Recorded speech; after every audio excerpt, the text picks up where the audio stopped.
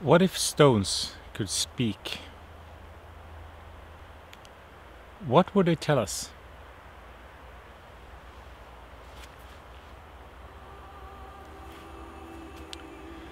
Well, luckily a few of them actually can.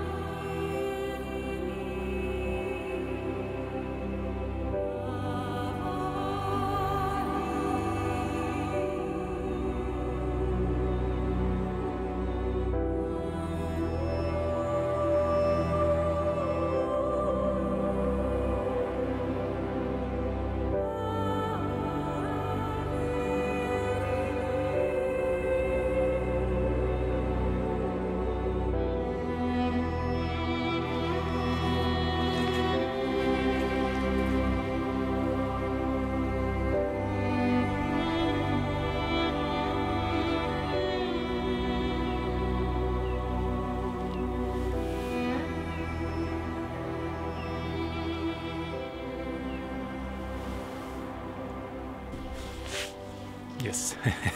Hi there. Glad you could join me today.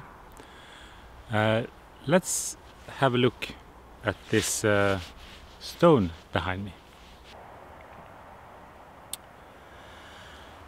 I'm standing beside what you have figured out already, I guess, a rune stone from the Viking Age around the year 1000. And this particular stone is very interesting. It's quite rare because it speaks a language that we cannot understand yet. So I will tell you that story later in this video. Now we are at an old archaeological site. We have remains, as you saw, stones back here from the Iron Age, which predates the Viking Age. And then we have runestones from the year 1000. This is such a runestone. In this region in Sweden, we have approximately 1,300 runestones from the Viking Age. And so they are scattered around the landscape. This particular stone is from the year 1000, so it's, I would say, the end of the Viking Age. The Viking Age is from the year 800 to 1070, or at the end of the 1100 period. And predating the Viking Age is the Iron Age. And this region, it was the economic center during this time, I would say, in Scandinavia. And we can see a lot of trade was going on here.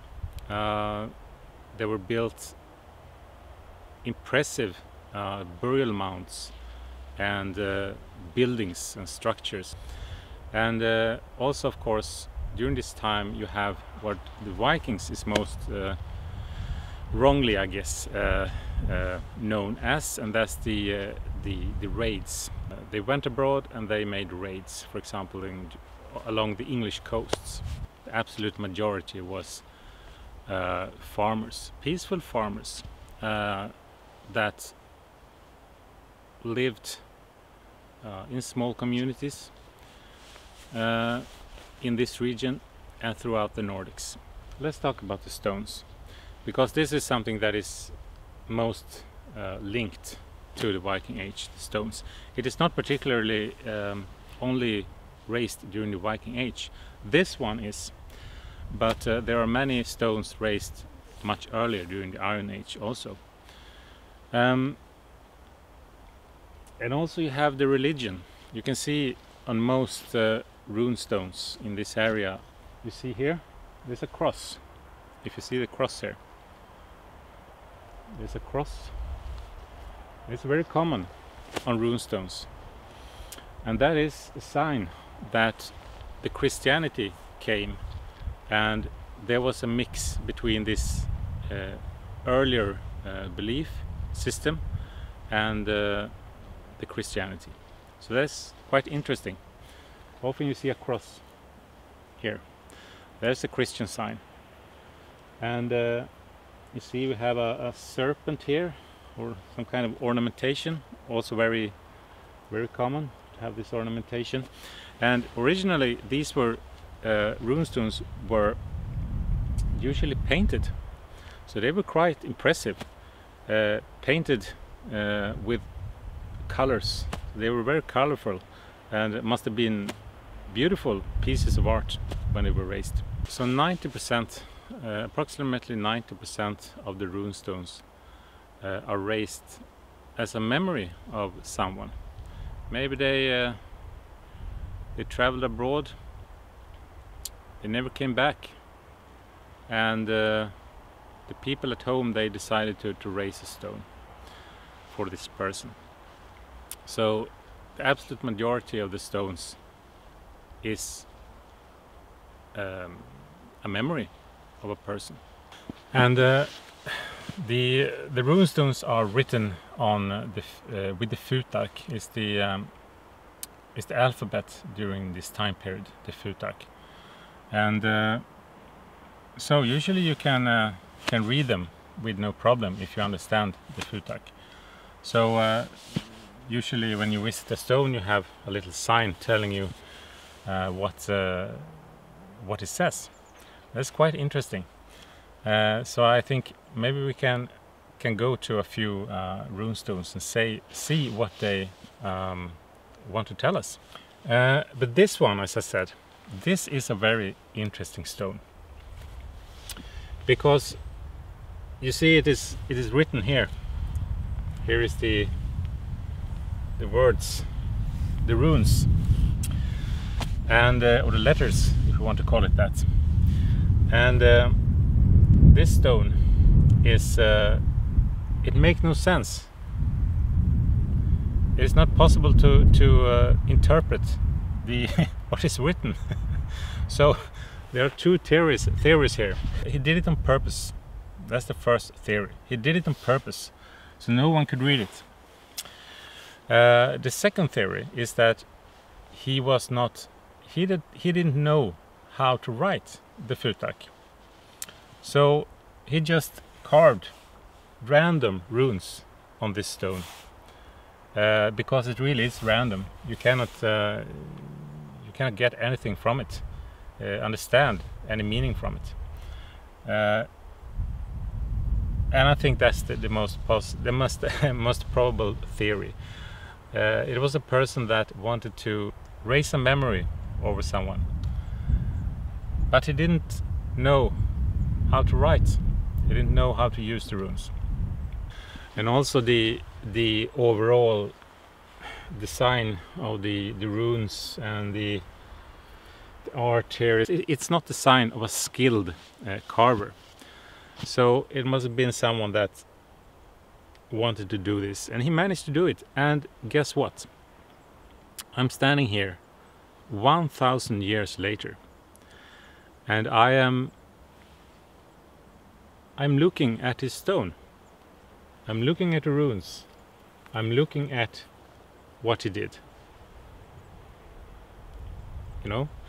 And this is something that I think is so fascinating.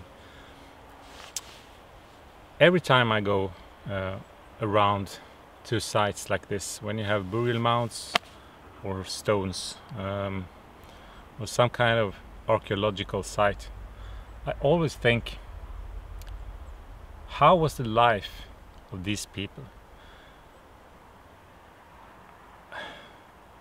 How did they live? How did they raise their kids? What did they work with? What did they do if they had some free time? And how did they view the world? That's, I think, the most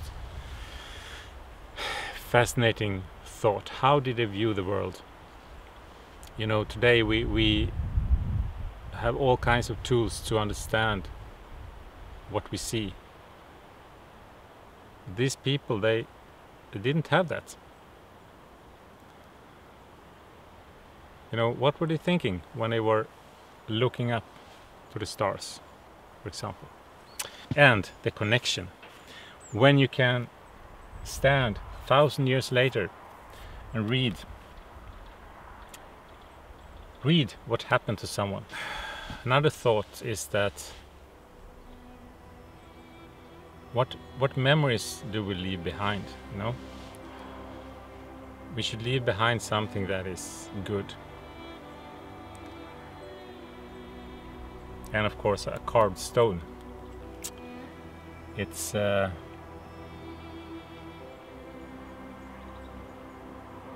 stands the test of time, really, compared to a hard drive, you know. So maybe we should carve stone, you know.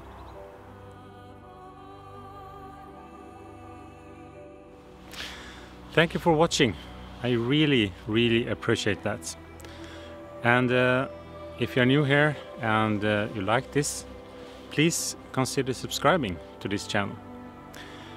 And I hope you would like to join me also next time. And until then, take care. Okay, take care. See you.